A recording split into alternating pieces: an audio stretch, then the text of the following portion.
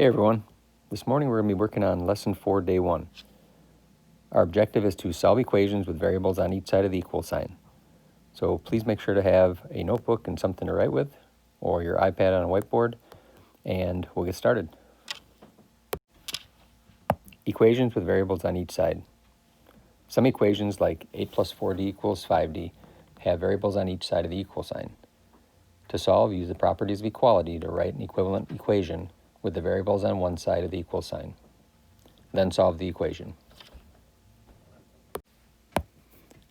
So today we'll be looking at this equation and others like it, 8 plus 4d equals 5d, and figure out how to solve when we've got a variable on each side of the equal sign.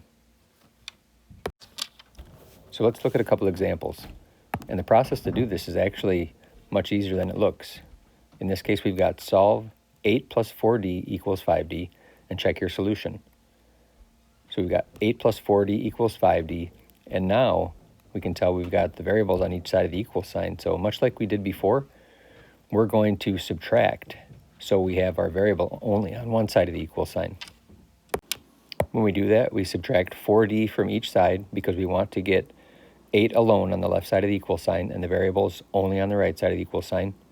So positive 4d minus 4d cancels out, and we're left with 8 on the left-hand side of the equal sign, and 5d minus 4d just leaves us 1d, which we write as d.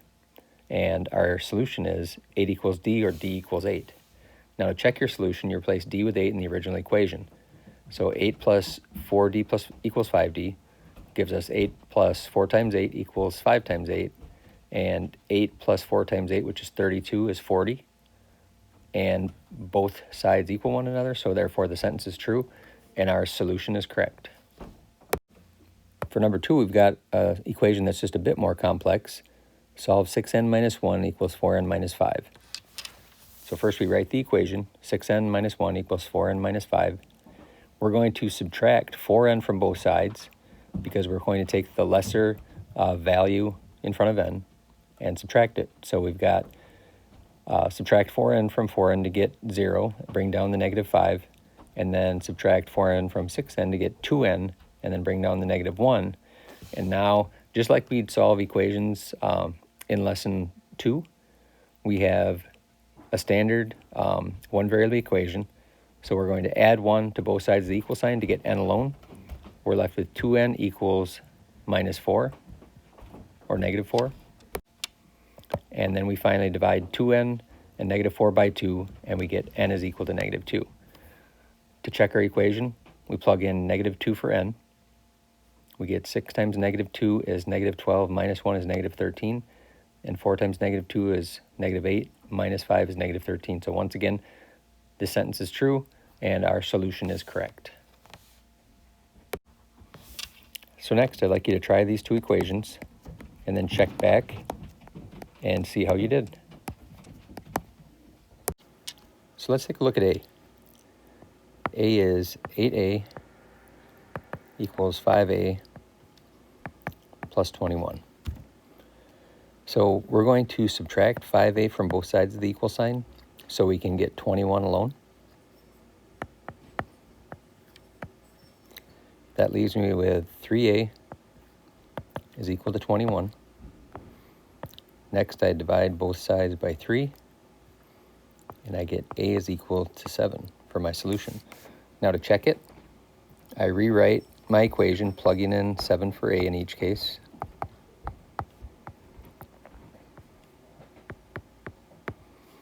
And when I multiply, I get 56 on the left-hand side is equal to 35 plus 21. And when I finish up with my calculations, I get 56 equals 56. So therefore, a equals 7 is correct. And for B,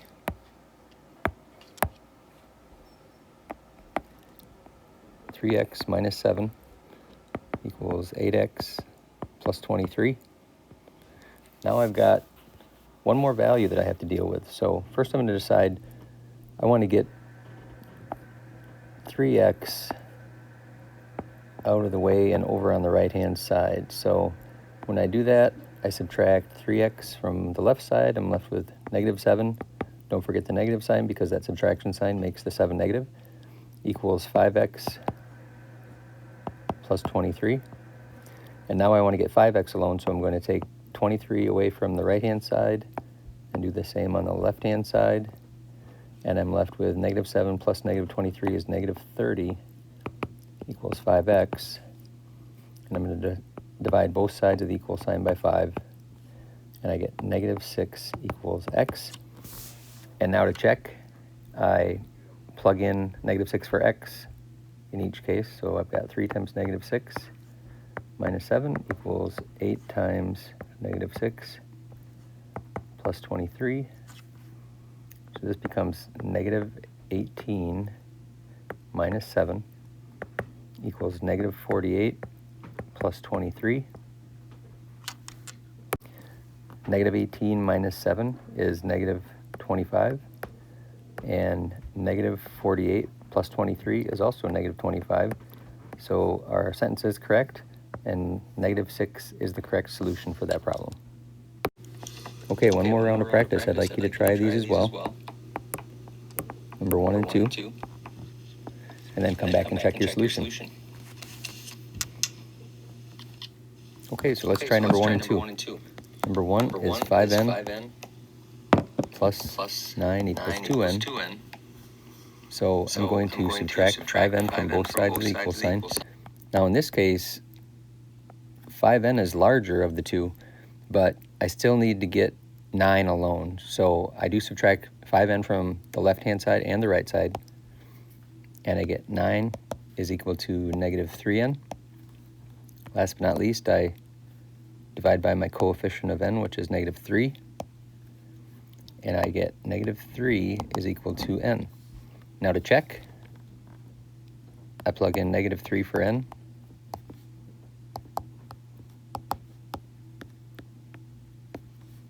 Here I get negative 15 plus 9 equals negative 6, and negative 15 plus 9 is negative 6.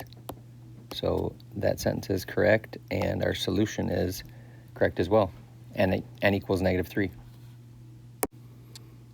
Okay, number 2, 7y minus 8 equals 6y plus 1. And here I'm going to decide, I'm going to take the 6y from the right side and the left side. I'll avoid a negative answer in that case.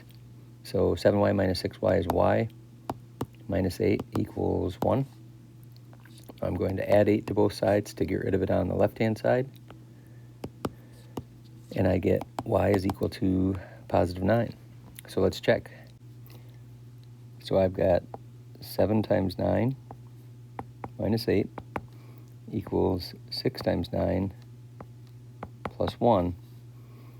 7 times 9 is 63 minus 8 equals 54 plus 1. 63 minus 8 is 55, and 54 plus 1 is 55. That sentence is correct, so therefore our answer, our solution is correct. Okay, I hope those examples went well for you, and please have those handy because we will go through them as a warm-up in tomorrow's math class.